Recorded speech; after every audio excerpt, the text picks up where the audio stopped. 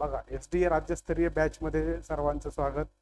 आपण मराठी या विषयामधील काही उपघटक बघितले होते. त्यामध्ये उतारा बघितला होता, कविता बघितल्या होत्या, बरोबर. आता त्यामधीलच आणखी एक जो प्रश्न प्रकार आहे, साधारणतः चौथ्या क्रमांकाचा संवाद व त्यावर आधारित उदाहरणे, बरोबर. तर ह्या प्रश्न प्रकारामध्ये हा जो संवाद असतो याला साधारणतः 3 प्रश्न विचारलेले असतात, बरोबर. मग जर प्रश्न 3 असेल तर गुण किती असतील टाका बरं विद्यार्थ्यांनी. आता इथपर्यंत तुम्हाला सगळी माहिती तर समजलीच असेल. एकदा चार्ट करा. तेजस्विनी, संस्कृती, कोण कोण जे जॉईन झालेत तर सर्वांनी चार्ट करा. तर आवाज नाही येते. आवाज नाही येते, बरं बरं. आता येतोय आवाज? आवाज येतोय आता?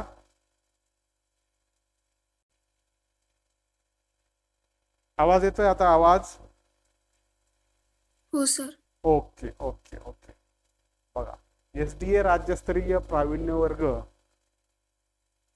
ही जी राज्यस्तरीय जो काही आपला कन्सेप्ट आहे त्यामध्ये बघा, सुरुवातीला तुम्हाला कमी मुलं सहभागी झालेले दिसतील.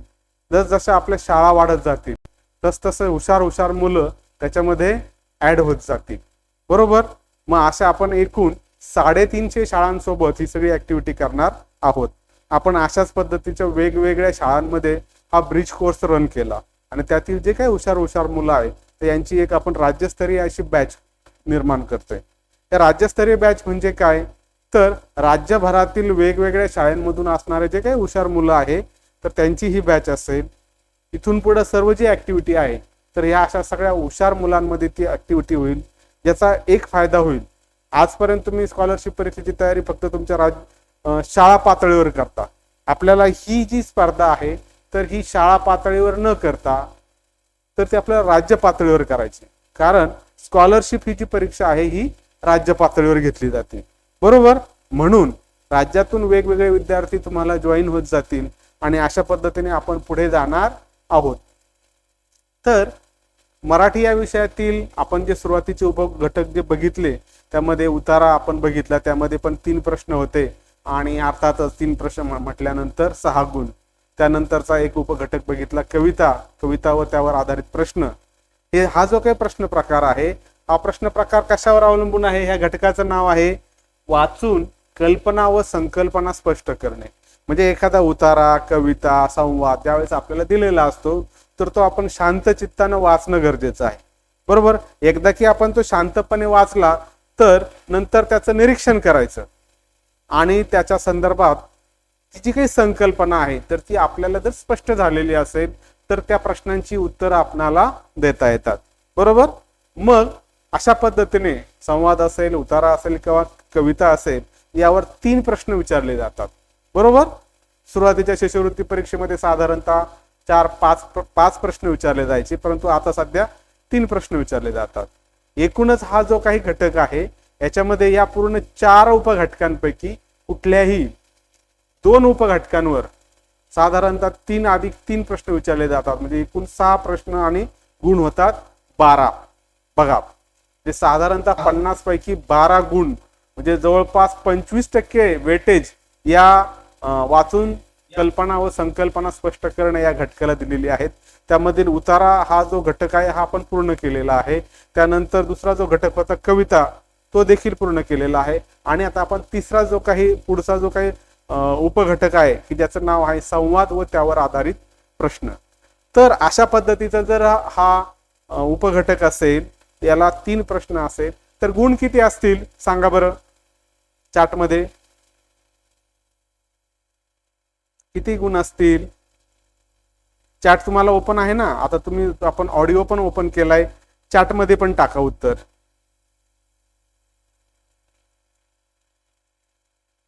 गुण जर प्रश्न जर 3 असेल तर गुण किती असतील? 3 दुने टाका उत्तर. चार्ट यस तेजस्विनीने टाकलं, संस्कृतीने टाकलं, अर्थातच 3 दुने 6, तनिष्कने सुद्धा टाकलं की 6 गुण असतील. विषय लक्षात आला. तर आता हा जो काही प्रश्न प्रकार आहे त्या प्रकारावर आपण कोणत्या गोष्टी लक्षात घेणं गरजेचं आहे, तर त्या गोष्टी आहेत बघा.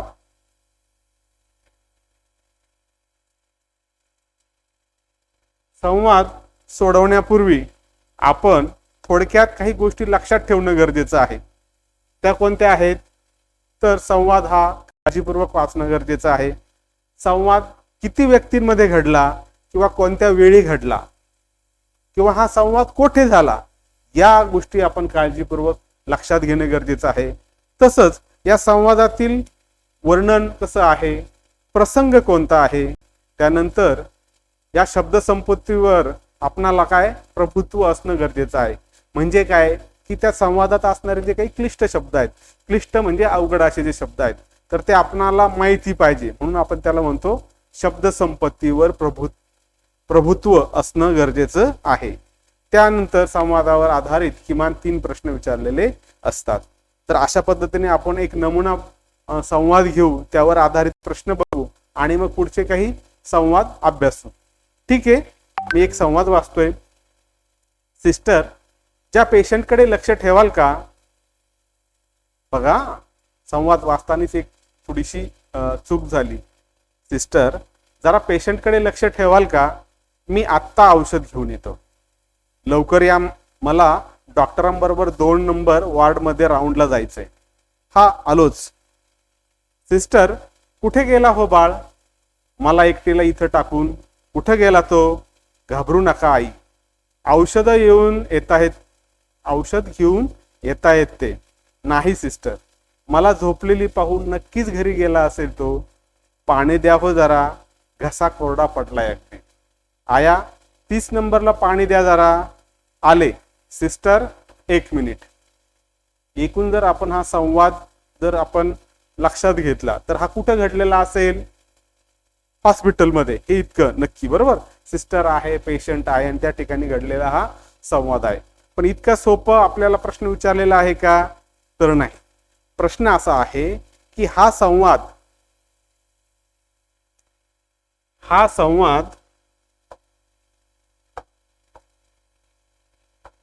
किती जणात झाला आहे,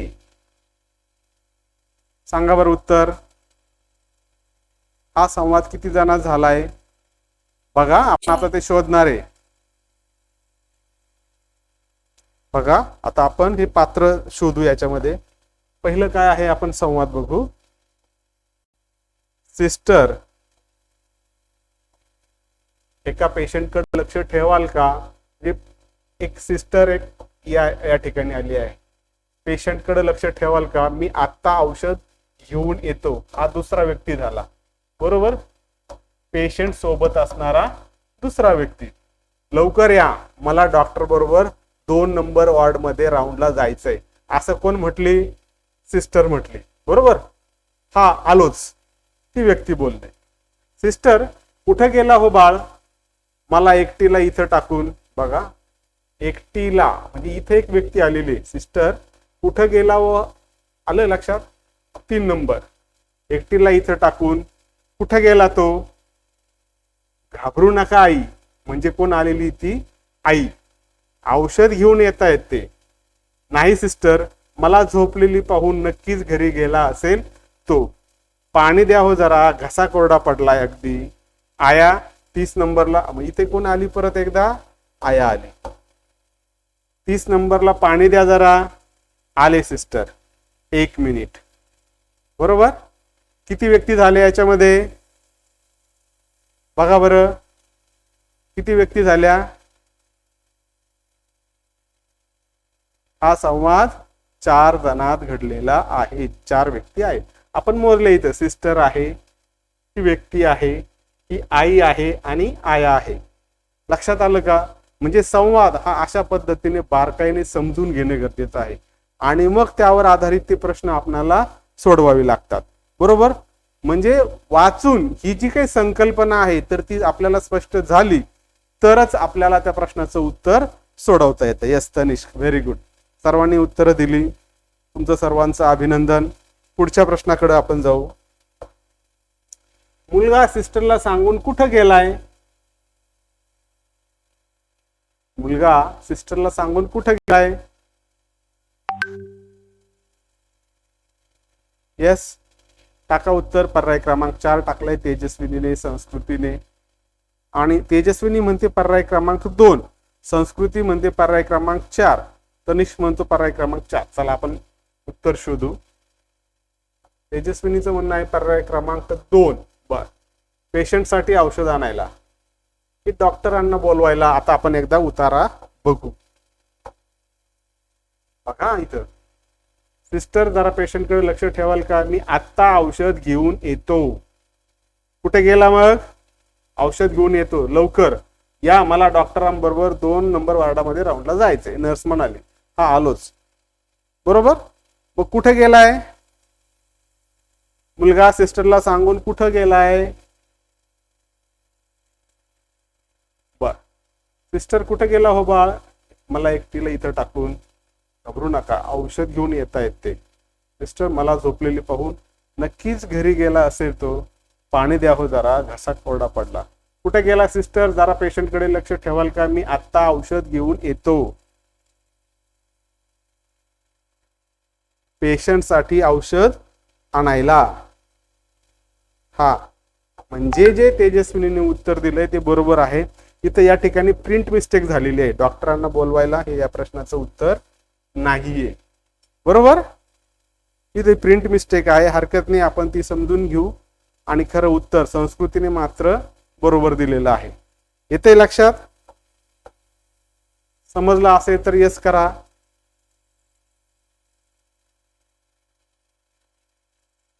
टाका उत्तर.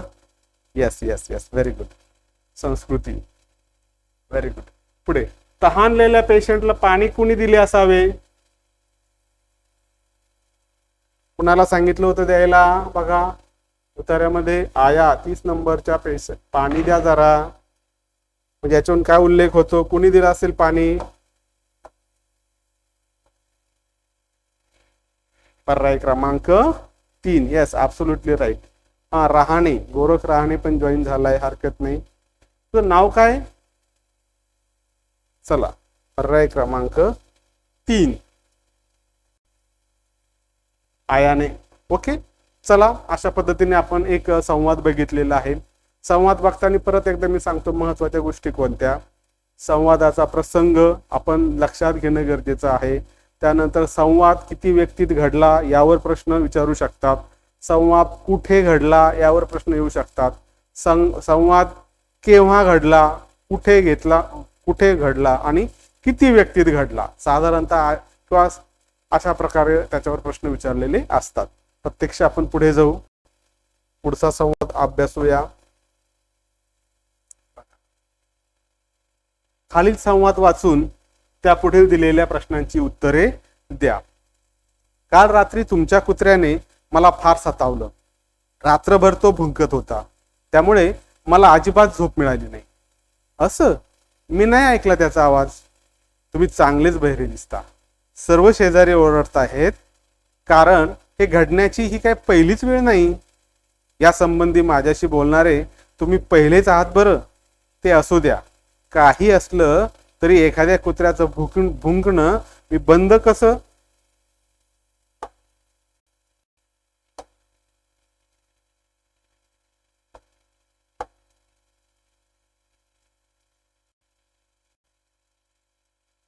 दिसतं व्यवस्थित?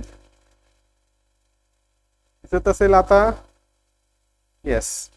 एखाद्या कुत्र्याचं भुंकणं मी बंद कसं करणार? तुमचा कुत्रा जर तुमच्या आज्ञेत राहत नसेल तर तुम्हाला कुत्रा बाळगण्याचा काय अधिकार आहे?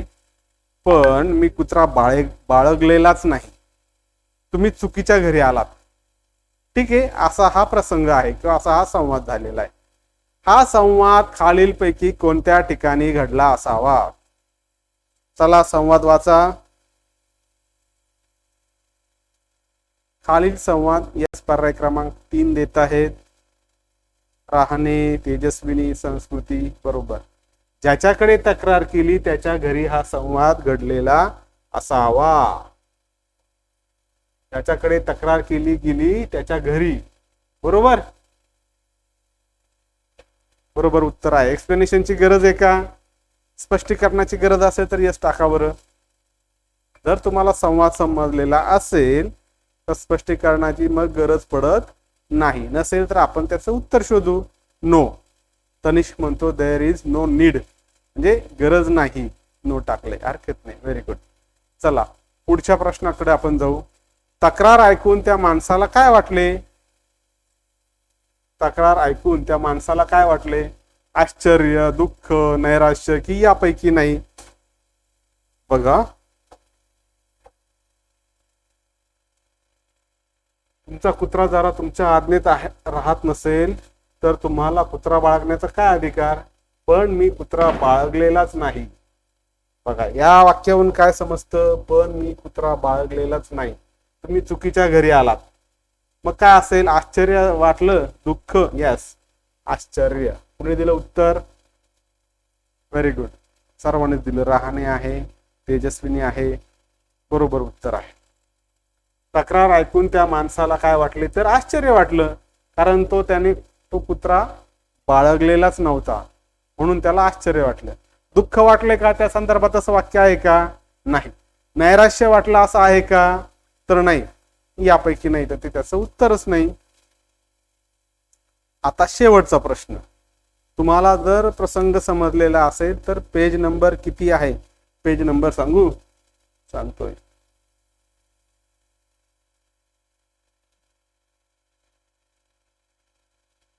पेज नंबर आहे 21 असावं. यस, 21 येते लक्षात. पेज नंबर 21 आहे. चला, आपला प्रश्न बघायचा होता.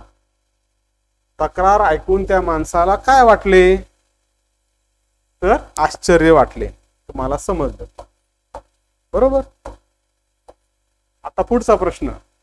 तुम्ही चुकीच्या घरी आला असे तो मनुष्य का म्हणाला?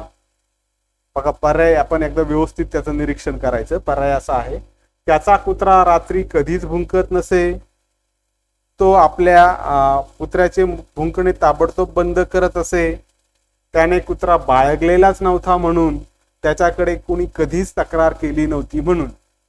बघा, या ठिकाणी जर आपण हा उतारा, तर तुम्हाला कुत्रा बाळगण्याचा काय अधिकार आहे? पण मी कुत्रा बाळगलेलाच नाही. काय येईल मग उत्तर? पर्याय क्रमांक साई पवार, तेजस्विनी, तनिष्क. Very good. तुम्ही जे दिलेलं उत्तर आहे तर ते बरोबर आहे. त्याने कुत्रा बाळगलेलाच नव्हता, फक्त तक्रारदाराने काय केलं होतं? त्याच्याकडे तक्रार केली होती. कशा स्वरूपामध्ये? की तुमचा कुत्रा रात्रभर भुंकतो आणि त्याच्यामुळे आम्हाला झोप येत नाही. पण मग ज्याच्याकडे ती तक्रार केली त्याने मुळात हा असा कुत्रा बाळगलेलाच नव्हता, म्हणजे काय झालं? चुकीच्या ठिकाणी ती तक्रार झाली. येते लक्षात? की अशा पद्धतीने आपल्याला जो संक्षेप आहे या संवादाचा, तर तो आपल्या लक्षात येणं गरजेचं आहे. आणि मग त्या अनुषंगाने त्या प्रश्नांची उत्तरं देणं गरजेचं आहे. तसा हा प्रश्न प्रकार सोपा आहे, पण होतं काय? आपण घाई गडबडीत काय होतं, कधी कधी घाई करतो आणि मग नेमकं प्रश्न आणि त्याचं उत्तर नेमकेपणाने न वाचल्यामुळं किंवा तो प्रसंग व्यवस्थित न समजल्यामुळं कधीतरी गडबड होते आणि हे हक्काचे मिळणारे मार्क्स जातात. बराच वेळा अशी गडबड होते. त्यामुळे याच्या संदर्भामध्ये शांतपणे आपण वाचन करणं तितकंच गरजेचं आहे. साई पवार पर्याय क्रमांक 3. Yes, very good. रहाणे सुद्धा पर्याय क्रमांक 3 सोबत. Very good. रहाणे, नाव काय? विद्यार्थ्याचं नाव काय? टाक बरं एकदा. कधी कधी काय होतं, पालकांच्या नावाने आपण गोरक्ष रहाणे म्हणून आहे. तुझं नाव टाक बरं चॅटमध्ये, म्हणजे लक्षात येईल. चुकून काय होतं कधी कधी, मग तुम्ही जे नाव त्याच्यात असतं आपण तेच नाव घेतो. का तुझं नावच गोरक्ष आहे? गोरक्ष असेल तर यस टाक, नसेल तर तुझं नाव टाक त्या चॅटमध्ये. अनुष्का, यस, अनुष्का रहाणे आहे. Very good. चला पुढे जाऊ आपण. पुढचा संवाद आपण वाचणार आहोत, बरोबर. पुढचा संवाद आहे, सिन्नरला जाणारी बस केव्हा येईल? आता नुकतीच एक गेली, पुढची बस आणखी 8 तासांनी येईल. तुम्ही असं करा, थोड्या वेळाने मणेगावची बस येईल, त्या बसने वडनेर फाट्याला उतरा. जिथे तुम्हाला सिन्नरची जाणारी दुसऱ्या मार्गाची बस लगेच मिळेल. मी मणेगावला चाललो आहे, मग वडनेर फाट्याला बसमध्ये चढायला तरी मिळेल का? मिळेल ना. मग अशी गेलेल्या सिन्नर बसने या आमच्या भरिरी गावची बरीच माणसे आठवडा बाजारासाठी वडनेर फाट्याला गेली आहेत. हा घोटाळाच झाला, विनाकारण ह्या गावाला आलो. प्रश्न आहे, हे संभाषण खालीलपैकी कुठल्या बस स्थानकावर झाले असावे? परत एकदा आपण उतारा वाचू. सिन्नरला जाणारी बस केव्हा येईल? आता नुकतीच एक गेली, पुढची बस आणखी 8 तासांनी येईल. तुम्ही असं करा, थोड्या वेळाने मणेगावची बस येईल, त्या बसने वडनेर फाट्याला उतरा. तिथे तुम्हाला सिन्नरला जाणारी दुसऱ्या मार्गाची बस लगेच मिळेल. मी मणेगावला चाललो आहे, पण वडनेर फाट्याला बसमध्ये चढायला तरी मिळेल का? मिळेल ना. मग अशी गेलेल्या सिन्नर बसने या आपल्या भरिरी गावची बरीच माणसे आठवडा बाजारासाठी वडनेर फाट्याला गेली आहेत. हा घोटाळाच झाला, विनाकारण ह्या गावाला आलो. हे संभाषण खालीलपैकी कुठल्या बस स्थानकावर घडले असावे? तेजस्विनी, संस्कृती, साई पवार पर्याय क्रमांक 2 सांगताहेत आणि त्यांचं उत्तर बरोबर आहे. बाकीच्या विद्यार्थ्यांना समजलं का? समजलं नसेल तर आपण समजावून सांगू. बघा, परत एकदा आपण जर उत्तराचं वाचन केलं तर या ठिकाणी त्या प्रश्नाचं मागाशी गेलेल्या ह्या आपल्या भरिरी गावची बरीच माणसे, बघा अशा पद्धतीने छोटाच उल्लेख या ठिकाणी भरिरी गावचा आलेला आहे. इथे लक्षात, बस तो दुसऱ्याच गावाला गेलेला आहे, पण काय म्हटलंय तिथे बघा, सिन्नर बसने ह्या आमच्या भरिरी गावची बरीच माणसे. कुठे घडला हा प्रसंग? पर्याय क्रमांक 2. लक्षात आलं की इतर मुलांना साई पवारने पण बरोबर उत्तर दिलं. आणखी कोण उत्तर देत आहे? यस, भरिरी. साईने पवारने उत्तर टाकलं. अनुष्का राणे सुद्धा म्हणते पर्याय क्रमांक 2. चला, तुमचं उत्तर बरोबर आहे. पुढे जाऊ. हे संभाषण खालीलपैकी केव्हा झालेले असावे? बघा आता केव्हा, बघा आता याच्यावरून काय अंदाज येतो आपल्याला. सिन्नरला जाणारी बस केव्हा येईल? आता नुकतीच एक गेली, पुढची बस आणखी 8 तासांनी येईल. आता बघा हा प्रसंग कशाचा आहे? बघा उत्तर कसं निघतं. हा प्रसंग कशाचा आहे? आठवडा बाजाराचा. बरोबर, बरीच माणसे आठवडा बाजारासाठी वडनेर फाट्याला. ओके, आता काय म्हटलं पुढं? आता नुकतीच एक गेली आणि पुढची बस 8 तासांनी येईल. बरोबर, आणि आठवडा बाजार कधी असतो? तिथून पुढे 8 तास जर काउंट झाले तर याचा अर्थ काय? बाजारचा. बरोबर, बाजार कधी केव्हा असतो? तिथून पुढे 8 तास म्हणजे ती वेळ दुपारची असेल का? तिथून पुढे 8 तास म्हणजे काय होईल? रात्र होईल. बरोबर ना, म्हणजे तो असेल का? शक्यता नाही. संध्याकाळनंतर 8 तास जर काउंट केले तर ते होईल का? नाही. रात्री नंतर 8 होईल का? नाही, कारण तो आठवडा बाजार आहे. बरोबर, अशा पद्धतीने आपण हा निकष लावणं गरजेचं आहे की सकाळी एक बस गेली, त्यानंतर 8 वाजताच आहे. येते लक्षात? म्हणून बघा अशा पद्धतीने केव्हा झाला असावा मग ही घटना? सकाळी. संस्कृती बरोबर आहे, तेजस्विनी बरोबर आहे, आणखी तनिष्कने पण उत्तर दिलं. You are absolutely right. Very good. पुढे, हे संभाषण कोणाकोणामध्ये झाले असावे?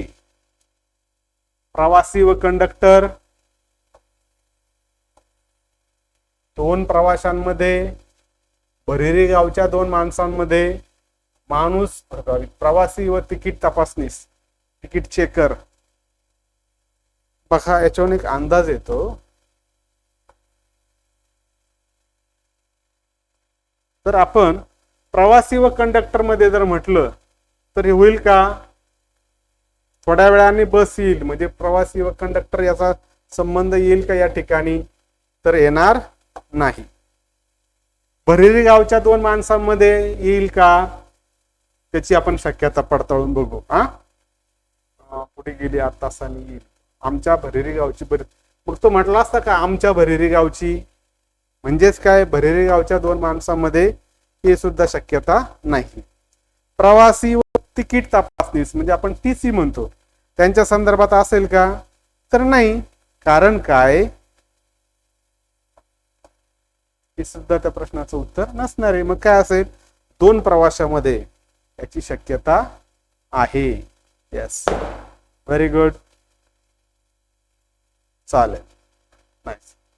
आता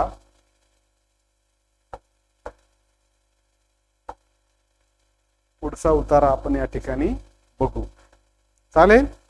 विनय, अशा या उन्हात कुठे निघाला आहेस? रमेशकडे जातो बाबा. कशासाठी? आम्ही दोघे एकत्र अभ्यास करणार आहोत. अरे, आणि सुरेश नाही यायचा का? नाही, तो उमेशकडे जाणार आहे. उमेशचे काका त्यांना इतिहास शिकवणार आहेत. तुम्ही कोणत्या विषयांचा अभ्यास करणार आहात? आमचा इंग्रजी, मराठी व इतिहास यांचा अभ्यास झालेला आहे. आता इतर विषयांचा अभ्यास करणार आहेत. ठीक आहे, पण एवढ्या उन्हात जाऊ नकोस, जरा वेळाने जा. पुढे वाचू आपण. उतारा त्या ठिकाणी संपलेला आहे. आता आपण त्यावर आधारित प्रश्न बघू. बरोबर.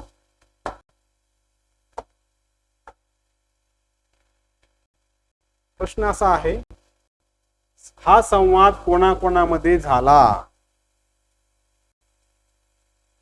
हा संवाद कोणाकोणामध्ये झाला? टाका उत्तर. साई पवार, तेजस्विनी, तनिष, प्रत्येकाने पर्याय क्रमांक 2 वडील व मुलगा. इमेज मध्ये पण त्या प्रश्नाचं वडील व मुलगा. ठीक आहे. आता बघा, प्रसंग तुम्ही अगोदर वाचलेला आहे, तरी एकदा बघू. वेळ विचारलेली आहे म्हणून. विनय, अशा ह्या उन्हात कुठे निघालास? याच ठिकाणी या प्रश्नाचं उत्तर मिळते. उन्हात कुठे निघालास म्हणजे काय आहे?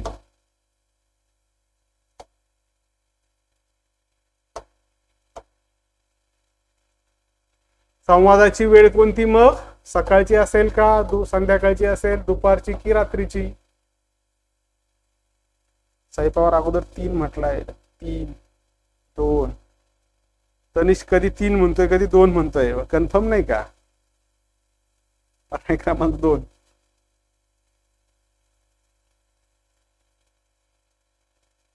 आता 2 आणि 3 मध्ये थोडस कन्फ्युजन आहे. संध्याकाळ किंवा दुपार.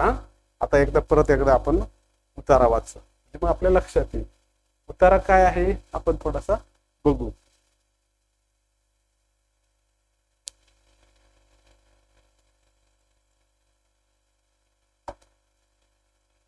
विनय, अशा या उन्हात कुठे निघाला आहेस? रमेशकडे जातो बाबा. कशासाठी? आम्ही दोघे एकत्र अभ्यास करणार आहोत. आणि सुरेश यायचा का? नाही, तो उमेशकडे जाणार आहे. बघा, म्हणजेच कधी झाला? उन्हात कुठे? ऊन कधी असतं? संध्याकाळी थोडंच असतं. येस. तर कुठे निघाला म्हणजे काय? उन्हात म्हणजे काय आलं की दुपार आली. या ठिकाणी या प्रश्नाचं उत्तर मिळालेलं आहे. कन्फ्युजनचं काहीच कारण नाही. बरोबर. या संवादात किती व्यक्तींचा उल्लेख झालेला आहे? चला आपण आता टाका उत्तर.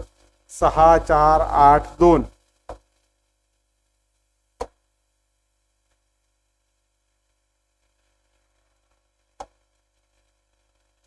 विनय, अशा उन्हात कुठे निघालास? रमेशकडे जातो बाबा. कशासाठी? आम्ही दोघे एकत्र अभ्यास करणार आहोत. आणि सुरेश नाही यायचा का? नाही, तो उमेशकडे जाणार आहे. बघा, उमेशकडे.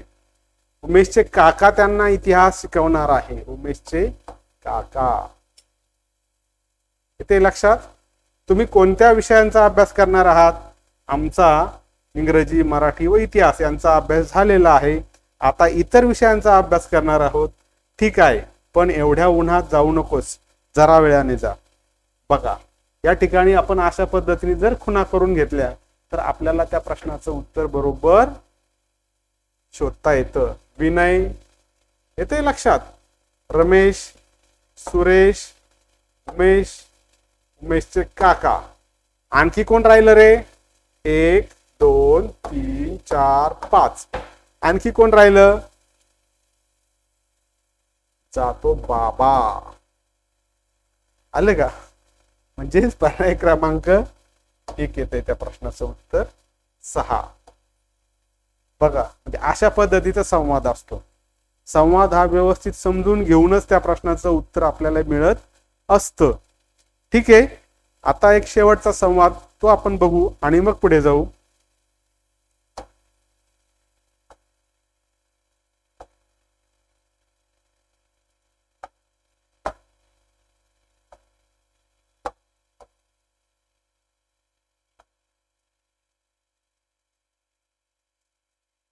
चला, हा एक शेवटचा संवाद बघू आणि मग पुढे जाऊ. आई, मी ठिगळाची पॅन्ट घालणार नाही. का? शाळेतील मुले हसतील. ऐकलेत का? लाडक्याचे बोलणे. ऐकतोय, साहेबाचा मुलगा ना, फाटके तुटके कसे चालेल? तुम्ही त्याला लाडावून ठेवले. ठिगळाची तुला लाज वाटते, तशी कमी मार्क पडल्यावर का वाटत नाही? साहेबाचा मुलगा आणि कमी मार्क असे नाहीत का म्हणत? माणसाला बाह्यांगाऐवजी आपल्यामधील उणिवांची लाज वाटावी.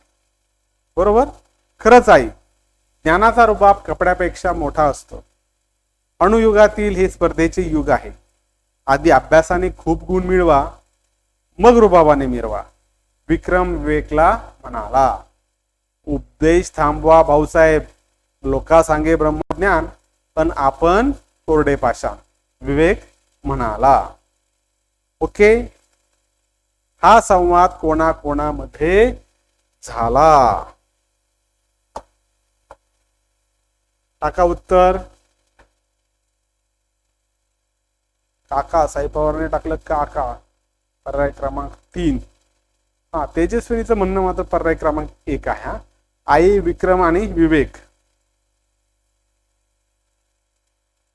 बघा, आता हा प्रश्न आपण आहे ना व्यवस्थित समजावून घेऊ. बघा, तिचं म्हणणं आहे आई, विक्रम आणि विवेक. काही मुलांचं म्हणणं आहे पर्याय क्रमांक 3. साई पवारचं म्हणणं पर्याय क्रमांक 3. आता आपण याचं उत्तर शोधू. आई, मी ठिगळाची पॅन्ट घालणार नाही. म्हणजे आई एक आहे याच्यामध्ये. शाळेतील मुले हसतात. ऐकलेत का? लाडक्याचे बोलणे. ऐकलेत का? हा शब्द कोणासाठी वापरलाय? लाडक्याचे बोलणे. कोण असेल? वडील. वडील. ऐकतोय. Yes, very good. ऐकतोय, साहेबाचा मुलगा तो, फाटके तुटके कसे चालेल? तुम्ही त्याला लाडावून ठेवले. ठिगळाची तुला लाज वाटते आणि तशी कमी मार्क पडल्यावर का वाटत नाही? साहेबाचा मुलगा आणि कमी मार्क असे नाहीत का म्हणत? माणसाला बाह्यांगाऐवजी आपल्यामधील उणिवांची लाज वाटावी. खरं आहे, ज्ञानाचा रुबाब कपड्यापेक्षा मोठा असतो. अणुयुगातील हे स्पर्धेचे युग आहे. आधी अभ्यासाने खूप गुण मिळवा, मग रुबाबाने मिरवा. विक्रम विवेकला म्हणाला. विक्रम विवेकला म्हणाला. उपदेश थांबवा भाऊसाहेब, लोका सांगे ब्रह्मज्ञान, आणि आपण कोरडे पाषाण. विवेक म्हणाला, म्हणजे विवेकच आहे. मग काय आहे?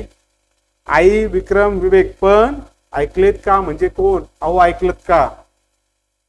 बरोबर ना? पर्याय क्रमांक 3, वडील. बरोबर ना? आपल्या घरी बराच वेळा हा संवाद तुम्हाला ऐकू येत असेल. बरोबर ना? अहो, ऐकलं का? अहो म्हणजे कोण मग ते? ऐकलेत का? वडील. यस, ते पण आपण लक्षात घेणं गरजेचं आहे. प्रश्न आहे, आपल्याला कशाची लाज वाटावी? कमी गुणांची, आपल्यामधील उणिवांची, ठिगळाच्या पॅन्टीची, की आपल्या बाह्यांगाची? साई पवार 1 म्हणतोय. संस्कृती पर्याय क्रमांक 2 सोबत. साई पवार परत 1 म्हणतोय.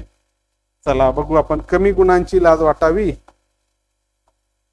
आपल्यामधील उणिवांची वाटावी, ठिगळाच्या पॅन्टीची, की आपल्या बाह्यांगाची?